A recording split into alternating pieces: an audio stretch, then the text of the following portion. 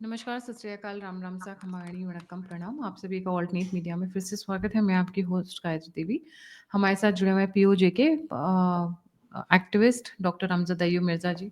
Sir, a very warm welcome on the show. मुझे पता है कि आपकी जान को थैंक यू। बहुत खतरा रहता है और जिस तरीके से आप मूव करते हैं, उसके बावजूद भी आप हम लोगों के साथ समय निकालते हैं हम लोगों को गाइड करने के लिए और लोगों को वहाँ की ग्राउंड सिचुएशन से अवेयर कराने के लिए। बहुत-बहुत धन्यवाद उसके लिए। मैं बहुत जल्दी फ़ास्ट फॉरवर्ड वे में सा शूट करूँगी। जी, जी। आज की डेट में पीओजेके में हालात क्या है ये इंडिया-पाकिस्तान वाली सिचुएशन के बाद में सर? क्योंकि ये बहुत एस्केलेट हुआ है, पूर्ण विराम नहीं लगा है, टेम्परेरी हॉल्ट हुआ है जिसको बोलेंगे, टेम्परेरी एक स्टॉपेज है। जी। बिल्कुल, ये वक़्ती तौर पर रोका गया है ऑपरेशन सिंदूर को, लेकिन ऑपरेशन सिंदूर अभी टर्मिनेट नहीं हुआ और पाकिस्तान को ये कहा गया है कि अगर वो बाज़ नहीं आएँगे तो इसको दोबारा से रीएक्टिवेट कर दिया जाएगा। पीओजेके में इस वक़्त हालात बहुत ख़राब है। बिजली 2-2 घंटे के लिए आ रही है सिर्फ़ दिन में और फूड शॉर्टेजेस हो रही हैं वहाँ पे।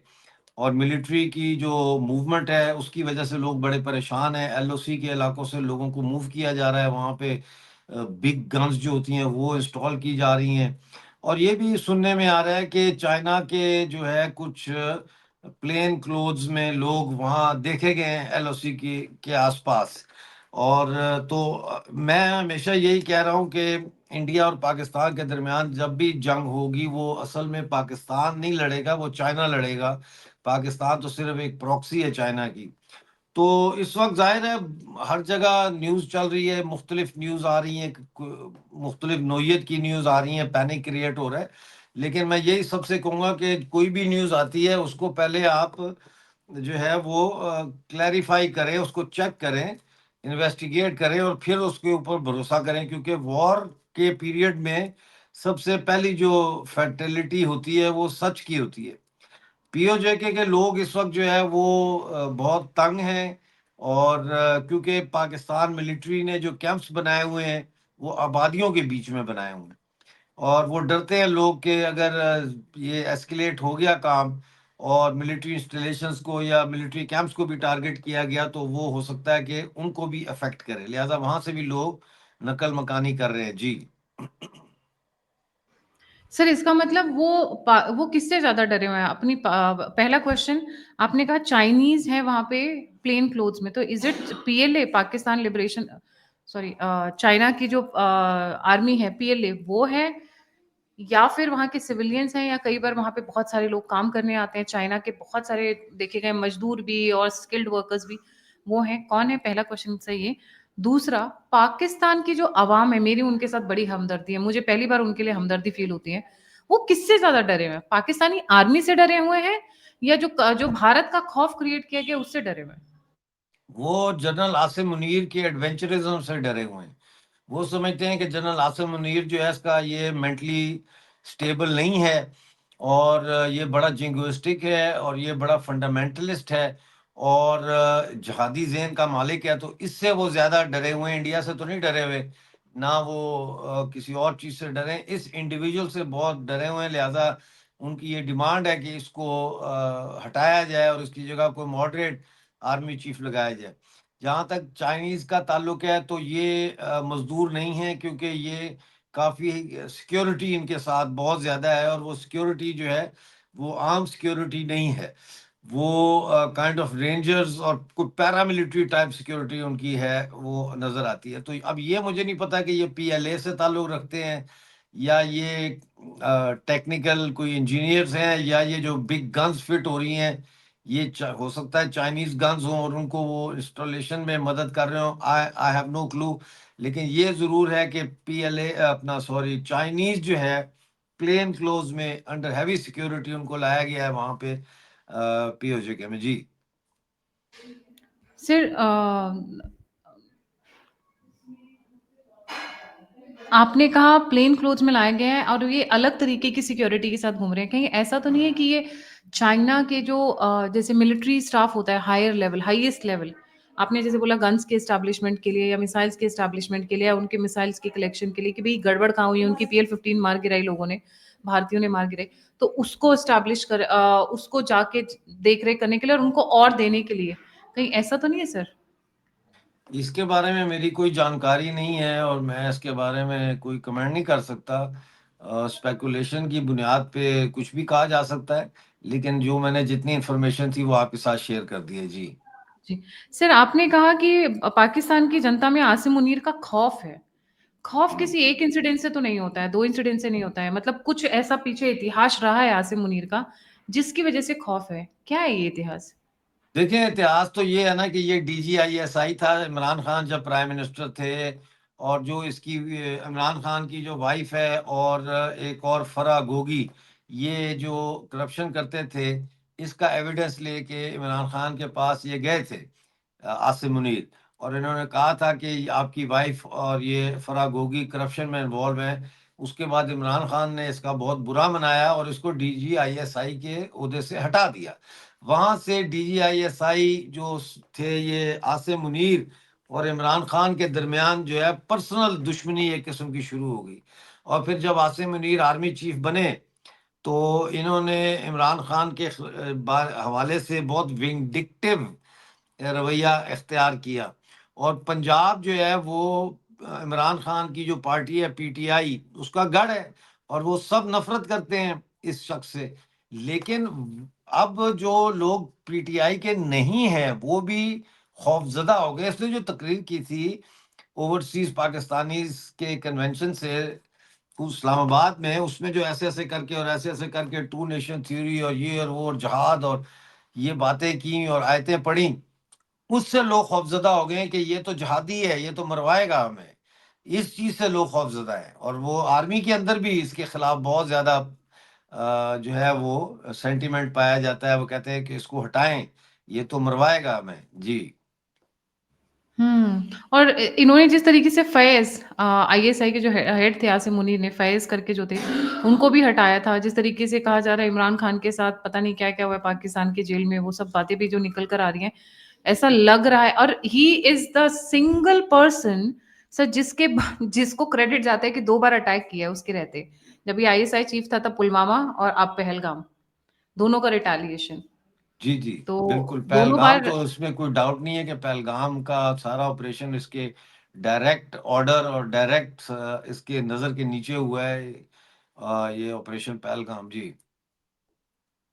सर, आपने कहा कि किसी मॉडरेट आर्मी चीफ को लाने की बात चल रही है। कोई नाम चल रहा है? मैंने एक नाम सुना था, I am forgetting. Shamshad Mirza. हाँ जी, मिर्ज़ा जी। मिर्ज़ा जी का नाम, मिर्ज़ा जी नहीं, सॉरी, मिर्ज़ा, हाँ, मिर्ज़ा का नाम सुना था हाँ, मैंने। तो वो भी कोई इतना मॉडरेट नहीं है। बट ये बेटर देन हिम। 10 कोर का कमांडर था, और इसने ये जितनी घुसपैठ होती थी इंडिया में POJ से, उसको यही कंडक्ट करता था शमशाद मिर्जा। तो ये भी कोई वो नहीं है, दूध का धुला नहीं है। जी। बड़ी इंटरेस्टिंग बात है सर। मतलब उसको मॉडरेट बोल रहे हैं जो कि क्रॉस बॉर्डर टेररिज्म कराता था। वो एग्जैक्टली। मॉडरेट है। तो हाँ वो। एक्सट्रीम कहाँ तक है? आसिम मुनीर का एक्सट्रीम तो अब हम देख ही चुके हैं पहलगाम में जो जी इन्होंने हाँ। कराया। वाह भई! अंधों में काना राजा शायद। हाँ सर, जी। आप POJK के हालात बता रहे थे। POJK के साथ-साथ पूरे पाकिस्तान के हालात क्या हैं इस वक़्त? अगर मैं क्योंकि जब से ये एयर स्ट्राइक्स हुई हैं, मैंने सुना है कि बहुत ज़्यादा ट्रबल्ड हो गए हैं डिफरेंट डिफरेंट एरियाज़ पाकिस्तान के। सर, थोड़ा-थोड़ा लाइट डालना चाहेंगे आप सब पे? तब मैं एक्सक्लूसिवली POJK पे आऊँगी। जी। देखिए, पहले तो सिंध को ले लेते हैं। सिंध में जो इन्होंने सिंधु नदी का पानी पंजाब में डाइवर्ट करने का प्लान बनाया है, और 6 कनाल्स निकाल के चोलिस्तान डेजर्ट को इन्होंने फर्टाइल करने का जो प्लान बनाया है पंजाब ने, उसके खिलाफ अभी तक सिंध बंद है, और वहाँ पे मुजाहरे हो रहे हैं। ठीक है ना। और पुरतशद्दुद मुजाहरे भी हुए, बीच में पुलिस की गाड़ियों को आग शाग भी लगी है, एक्सेट्रा। दूसरी तरफ आ जाते हैं बलूचिस्तान। बलूचिस्तान में पिछले दिनों एक ही दिन में 51 लोकेशंस पर BLA और BLF ने 71 अटैक्स किए हैं इन 24 आवर्स। और आज अभी खबर आ रही है कि नोशकी में एक बहुत बड़ा हमला हुआ है बलूचिस्तान में। उसकी डिटेल्स अभी आ रही हैं। आगे चलें तो KPK है। KPK के अंदर सूरत हाल ये है कि आम लोग जो है वो अब TTP के साथ भी लड़ने के लिए तैयार हैं, और पाकिस्तान के साथ भी लड़ने के लिए तैयार हैं। तो वहां तो एक पूरी, जिसे कहते हैं ना, इंटरनल सिविल वॉर, उसकी फजा कायम हो सर, चुकी है। Please repeat this part. मैं अपने व्यूअर्स के लिए रिक्वेस्ट कर रही हूँ, please repeat the last part. ये जो पश्तून है, पश्तून बेसिकली सेकुलर है, वो टीटीपी को पसंद नहीं करते। तो अब पीटीएम तो बैन हो गई, जो मंजूर पश्तीन की ऑर्गेनाइजेशन थी उसको पाकिस्तान ने बैन कर दिया है। तो अब लोग जो है वो ये समझते हैं कि टीटीपी और पाकिस्तान आर्मी के दोनों के खिलाफ पश्तूनों को लड़ना पड़ेगा। और इस हवाले से बहुत प्रेशर है केपीके के लोगों के ऊपर कि वो एक नया फ्रंट खोलें केपीके में पाकिस्तान आर्मी के खिलाफ, ताकि बलोच जो हैं फाइटर्स, उनको थोड़ी स्पेस भी मिले और एक ब्रॉड फ्रंट खुले पाकिस्तान के खिलाफ। जी सर पीओजेके में हालात आप बता रहे हैं, बट ये कितने खराब हैं? Are they ready to break away and be with India, be with Bharat? हमने इस पीछे तरह नहीं कुछ एक होता, दिनों पोस्ट। इस तरह ब्रेक अवे नहीं होते। इसके लिए बहुत सारी चीजें होनी चाहिए पहले, वो अभी इन प्लेस नहीं है। मिलिट्री इंटरवेंशन अगर इंडिया करता है तो उसका नुकसान होगा इंडिया को, वो फंस जाएगा वहाँ। पहाड़ी इलाके हैं, जंगल है, उसमें वो फंस जाएंगे। तो वो तो एक मेरा ख्याल है कि ऑप्शन आउट है, वो ऑप्शन ही नहीं है कि इंडिया मिलिटरली वहाँ पे बूट्स ऑन ग्राउंड करे। जहाँ तक लोकल आबादी का ताल्लुक है, उनके पास इतने वसाइल नहीं हैं, although कि they want to disengage with Pakistan and they want freedom from Pakistan, but they don't have the, logistic or the material uh, to fight back with the Pakistan army. तो वो linger on कर रहे हैं, मुजाहरे करते हैं, हड़तालें करते हैं, लेकिन इससे जो कुछ कर नहीं पा रहे। जी जी सर, आपने बताया ये मिस्टर मिर्जा है, ये क्रॉस बॉर्डर टेररिज्म कराते रहे हैं, और इनका नाम पहली बार नहीं है, इनका नाम मेरे ख्याल से तीसरी या चौथी बार मैं सुन रही हूँ as the next Pakistan army chief. कैसे कराते हैं सर, अगर आपको कुछ अंदर की डिटेल्स बताऊं तो? एंड यस, ऐसा आपके और हमारी एक कॉमन फ्रेंड है, वो बता रहे थे कि PoJK is very radicalised, very very radicalised. उनको लेना अपने सर पर मतलब मुसीबत रखने के बराबर होगा। ये पूरे भारत के लिए एक अनदर सोर्स ऑफ प्रॉब्लम हो जाएगा, पॉइजन की तरह हो जाएगा, वहां से पूरे भारत में फैलेगा। बट मीरपुर है सबसे ज्यादा, और जहां से स्पेशली आप आते हैं। नहीं, ये तो गलत है, ये बिल्कुल गलत बात है। हमारे लोग बड़े सेकुलर हैं। रेडिकलाइज कुछ सेक्शंस हैं जो रेडिकलाइज हुए हैं। मदरसे और टेररिस्ट कैंप्स जो है, इनके अंदर कश्मीर के लोग नहीं हैं, इनके अंदर पंजाब के लोग हैं, पश्तून लोग हैं, बाहर से लाए गए लोग हैं इनमें। और दूसरी बात ये है कि रेडिकलाइजेशन का गढ़ तो आपके इंडिया में है, देवबंदों का जो मदरसा है, वहां से ही सारा ये आतंकवाद शुरू होता है। बरेली, उसको बंद करें आप। बरेलवी एंड देवबंदीज। हाँ, बंद करें उनको। आपके इंडिया में जितनी रेडिकलाइजेशन है, वो तो पीओजेके के मुकाबले में हमारी तो कुछ भी नहीं है रेडिकलाइजेशन। हमारे तो कैंप्स हैं, हमारे तो लोग मेहनत मजदूरी करने वाले लोग हैं। 40-42 लाख की आबादी में से 20 लाख तो बाहर मजदूरी कर रहा है। बाकी पीछे औरतें हैं, बच्चे हैं, कुछ नौजवान हैं जिन मतलब है कि ये तो बिल्कुल ही एक प्रोपेगेंडा है हमारे खिलाफ। और ये प्रोपेगेंडा इंडिया में किया जा रहा है ताकि पीओजेके को ना लिया जाए, ये कह के कि जी वो बड़े रेडिकल हैं, बड़े ऐसे हैं, वो तो मुसीबत बन जाएगी, मुसलमान आ जाएंगे। ये हमारे खिलाफ प्रोपेगेंडा है, इसको समझने की कोशिश करें और इसको डिफ्यूज करें, इस प्रोपेगेंडा को। पीओजेके के लोगों से भारत को कोई खतरा नहीं है। भारत को सर खतरा है पीओजेके को तो जीएचक्यू से, लेकर जिसके ऊपर रहेंगे। आपने मिसाइल नहीं फेंका, उससे जी आपको खतरा है, जीएचक्यू से। आपको पीओजेके के लोगों से कोई खतरा नहीं। पीओजेके को आप फिलहाल अगर वहां से पाकिस्तान से छुड़ा भी लेते हैं तो एकदम डायरेक्ट इंटीग्रेशन तो नहीं होगी उसकी।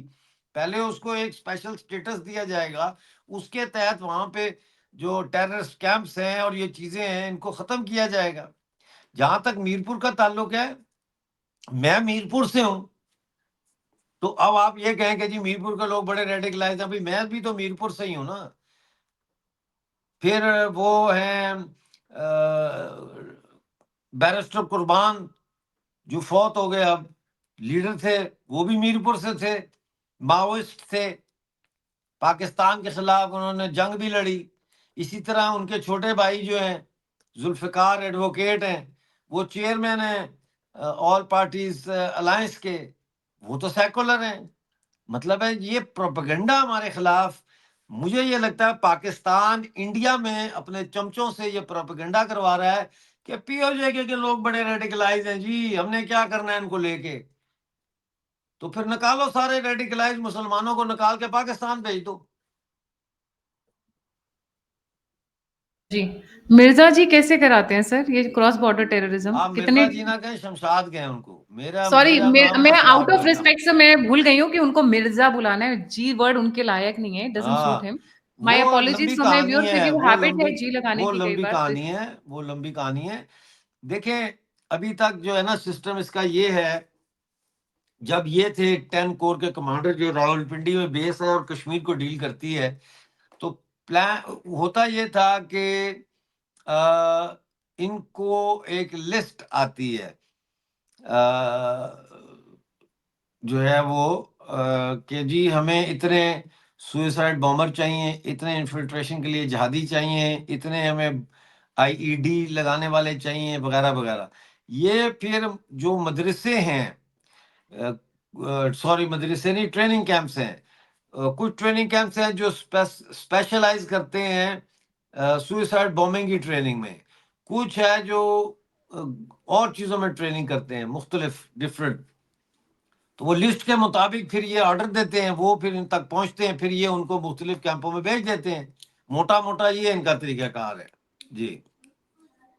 ट्रेनिंग सेंटर्स हैं, मतलब अलग अलग के लिए, सुसाइड बॉम्बिंग के लिए अलग है, हाँ इसके जी। लिए ये मतलब this is shocking for me. Training centres हमने हमने आईटी के सुने हैं, बच्चों के सुने हैं, कैंपिंग सेंटर सुने हैं, पर ये तो सुसाइड ट्रेनिंग के, ये तो अलग ही हाँ जी, लेवल पर खेल रहे वे हैं फिर। अलग ही लेवल है जी, अलग ही लेवल है, बिल्कुल सही कह रही हैं आप। मतलब मैं स्माइल के साथ बोल रही हूँ क्योंकि मेरे लिए शॉकिंग है, बट दिस इज हाँ जी, बिल्कुल आप बड़ा, हाँ जी, बिल्कुल बिल्कुल। मेरे को उन लोगों के साथ सिंपैथी है जिन लोगों को ये उठा के ले आते हैं। मतलब चौथे साल से मेरे ख्याल से एक बच्चे के 3-4 साल होते ही बच्चों को ये स्टार्ट कर देते हैं ब्रेन भाई वॉश ये करना। एक्टिंग क्लासेस भी करते हैं, एक्टिंग क्लास किस चीज की सर?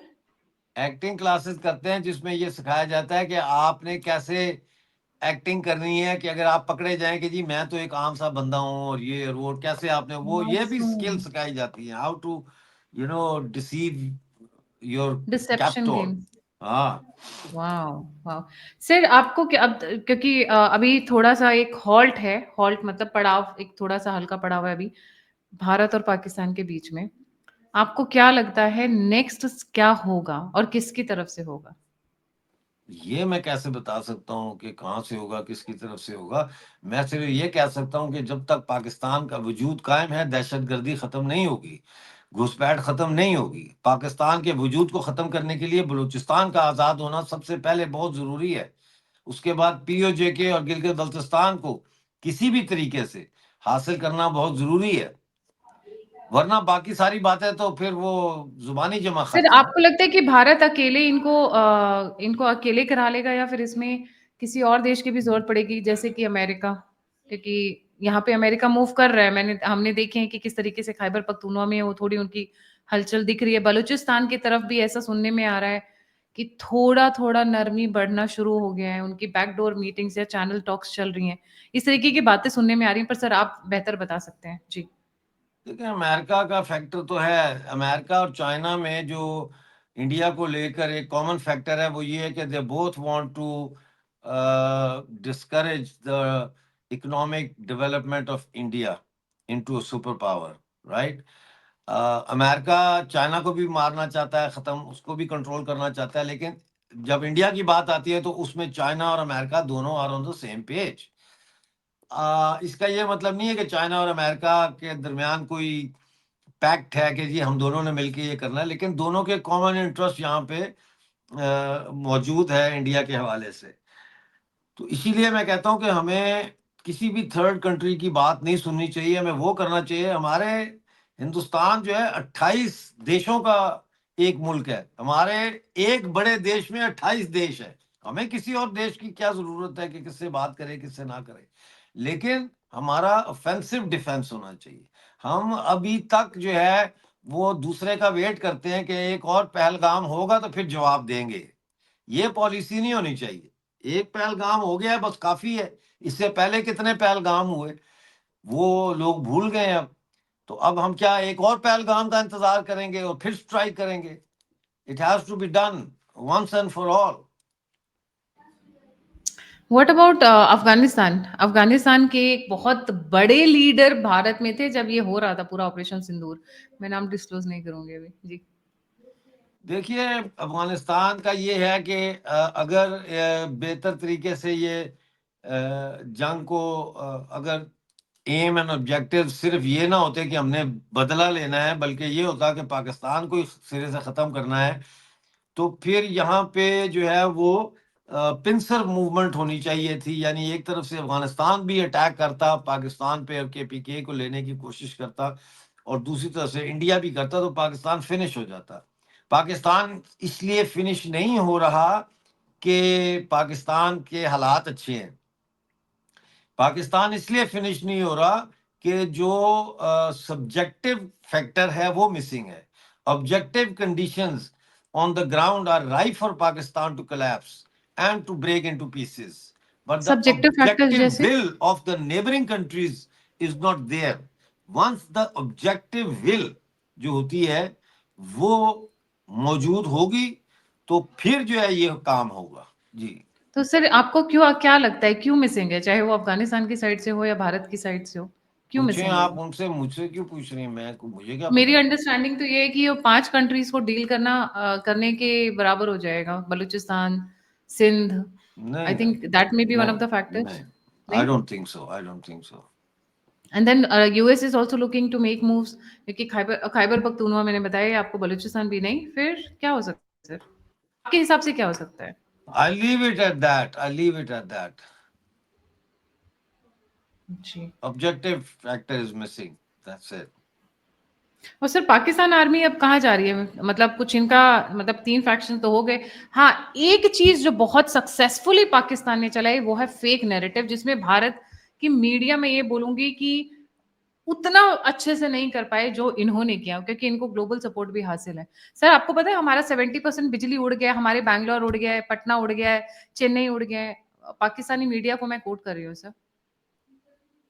देखिए, पाकिस्तान एक फाशिस्ट रियासत है, एक फाशिस्ट स्टेट है। और फाशिस्ट स्टेट्स का सबसे बड़ा जो टूल होता है वो प्रोपेगेंडा होता है। वो प्रोपेगेंडा के जरिए ही जिंदा रहते हैं।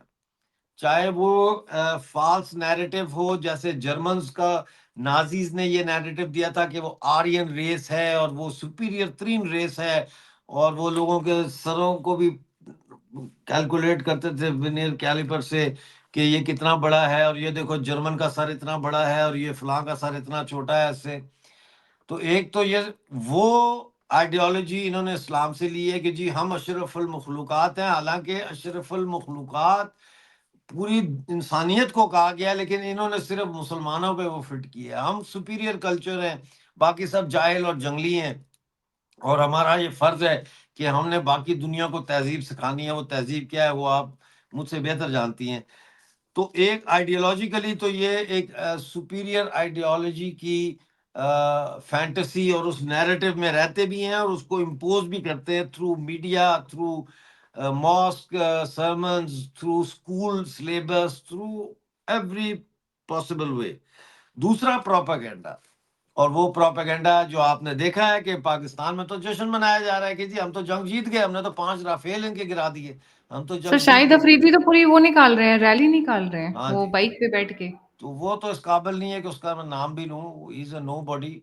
वो एक इंतहाई स्टूपिड आदमी है मेरे नजदीक, और हमारा दुश्मन है वो, पीओजेके का। इसके दादा ने जो है वो हिस्सा लिया था कबायली जो हमला हुआ था हमारे ऊपर, उसमें इसका रियल दादा उसमें शामिल था, and he takes pride in that.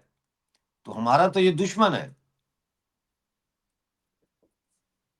Sir ये पाकिस्तानी मीडिया इतना फेक चला कैसे लेता है? मतलब there has to be some reality check ना। आप बोल रहे हैं कौन पटना उड़ा करेगा दिया, बैंगलोर उठा। भाई? खबर बनाने वाला भी मैं हूँ, नशर करने वाला भी मैं हूँ, रियलिटी चेक करने वाला भी मैं हूँ, बात खत्म हो गई।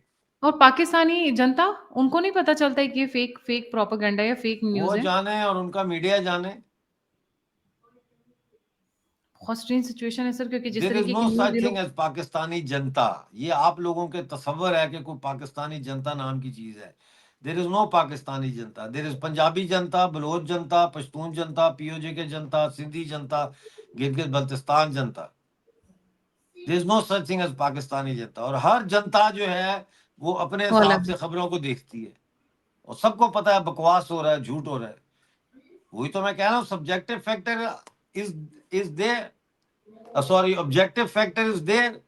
The subjective will of the neighboring countries is so weak that they jump and flinch on the slightest sound of a firecracker.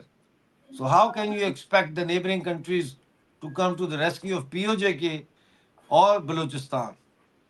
How जी, can you expect? You need a brave, bold, and divangi wali leadership. जी। Sir Pak Pakistani army एक चीज़ में तो बड़ा कामयाब हो गई, पहलगाम के बाद ये जो ऑपरेशन सिंदूर हुआ। दे एक्सपेक्टेड समथिंग लाइक दिस, ऐसा तो हो नहीं सकता कि बेवकूफ़ हों इतने ज़्यादा कि उनको एक्सपेक्टेशन ना रही हो। पूरी की पूरी आवाम को भारत के अगेंस्ट यूनाइट कर दिया। पाकिस्तानी आर्मी को यूनाइट कर दिया। सुनने में जो मैंने 1-2 लोगों से बात की है, they said it is a success for them, it might be a failure for the country but success for the Pakistani army, क्योंकि भारत का डर दिखा के पूरे के पूरे अवाम को, पाकिस्तानी आर्मी को इन्होंने यूनाइट कर दिया जो फ्रैगमेंट्स में थी। सही है या गलत है? देखिए, अगर यस और नो में आंसर है तो यस इट इज, ये सही है। लेकिन ये इसीलिए मैं कहता हूं कि ये जो पहलगाम का हमला किया गया, टेररिस्ट अटैक किया गया, ये आसिम मुनीर की अपनी प्लानिंग के तहत किया गया। और इसकी वजह ये है कि पाकिस्तान आर्मी पंजाब, पख्तूनख्वा, बलूचिस्तान, पीओजे के वगैरह हर जगह पे बदनाम और मार खा रही है, और लोग खिलाफ हो चुके हैं पाकिस्तान आर्मी के। तो उन्होंने ये अटैक करवाया रिलीजियस बुनियादों पे, और इससे पहले उसने तकरीर की कि हम टू नेशंस हैं, लोगों को तैयार किया इस हमले के लिए ज़हनी तौर पर, कि लोग सिंपथी ना करें इनके साथ क्योंकि ये हिंदू मरे हैं। You know what I mean. और उसने ये इसीलिए किया कि ये इंडिया रिटेलिएट करेगा तो मैं आर्मी को इकट्ठा कर लूंगा और जनता को भी इकट्ठा कर लूंगा। और उसमें वो मीडिया को तो वो कामयाब जो, हुआ है थोड़ा बहुत पंजाब में, लेकिन वो हुँ, उस तरह से कामयाबी नहीं है। फौज क्योंकि नहीं। फौज में नहीं है वो कामयाबी, बिकॉज़ क्या हुआ था कि जब ये अटैक हुआ था, एक बहुत सिंपल सी थिंकिंग आती है कि करवाया क्यों है? कि इतना बड़ा बेवकूफ़ है, उसको पता है कि भई रिटेलिएशन आएगा, Modi ji is leading the country, obviously आएगा। तो इसका मतलब जैसे चाइना ने 1962 में किया था कि अपनी इंटरनल प्रॉब्लम्स को सॉर्ट आउट करने के लिए भारत की तरफ चले आए थे और बोल दिया भारत वाज़ अ एग्रेसर। इनकी किताबों में भी भारत को एग्रेसर दिखाया है और यहाँ पर भी वही सेम चीज़ हो रही है, बल्कि जीता हुआ दिखा रहे हैं, चाहे वो हारा हो। तो इसका मतलब वो पाकिस्तानी अवाम को, पाकिस्तानी आर्मी को, सबको, जो फ्रैगमेंटेशन था पाकिस्तानी आर्मी को, उसको इकट्ठा करने में कहीं न कहीं कामयाब हुए। Because I was talking to couple of people in Pakistan, they said गायत्री यहाँ पे तो सब ऐसा लग रहा है कि नॉर्मल की तरफ जा रहा है। अब आर्मी की तरफ गंदगी नहीं है, रोष नहीं है, लोगों को जो घिन होती थी, गुस्सा आता था, वो कहीं न कहीं डाउन हो गई है। वो तो कैसे कह बोलते, सकते हैं ये बात? नहीं, मेरी 2-3 लोगों से बात हुई सर, वो बोले कि कहाँ पे दे हुई? हैव अचीव्ड कहाँ पे? India intended. में हुई, पाकिस्तान में हुई, नहीं, कहाँ नहीं, पे हुई? पाकिस्तान से पाकिस्तान में, पाकिस्तानी लोगों से Pakistan, over the phone call. जी। नहीं नहीं नहीं, वो मीडिया पे हाइप है उसकी, और इस पे हाइप है। आपने कोई देखा जुलूस, लाखों का जुलूस निकला हो पाकिस्तान आर्मी के हक में? कोई भी नहीं निकला। ये सब मीडिया हाइप है। लोग अभी भी बट सख्त नफरत करते हैं पाकिस्तान आर्मी से। ये अच्छा, नाकाम है, ये कामयाब नहीं हुए। ये ऐसे बस टीवी वालों पे और न्यूज़ अखबारों में हेडलाइंस और ऐसा ये करके तो ये कोशिश कर रहे हैं एक फेक इमेज नैरेटिव। कायम करने की। लेकिन कोई ऐसी बात नहीं है। कौन से लाखों लोग निकल आए पूरे पाकिस्तान की सड़कों पे, तो लोग निकल आए हों कि जी कराची से पेशावर तक जनाब जश्न हो। ये छोटे छोटे पॉकेट्स हैं, चाहे पैसे दे के, चाहे अपने ही जो फंडामेंटलिस्ट लोग हैं उनको इकट्ठा करके, या मदरसे के लोगों को इकट्ठा करके ढोल बजा रहे हैं, और इस तरह के काम हो रहे हैं। Generally speaking, army still remains extremely unpopular among the general populace of Pakistan.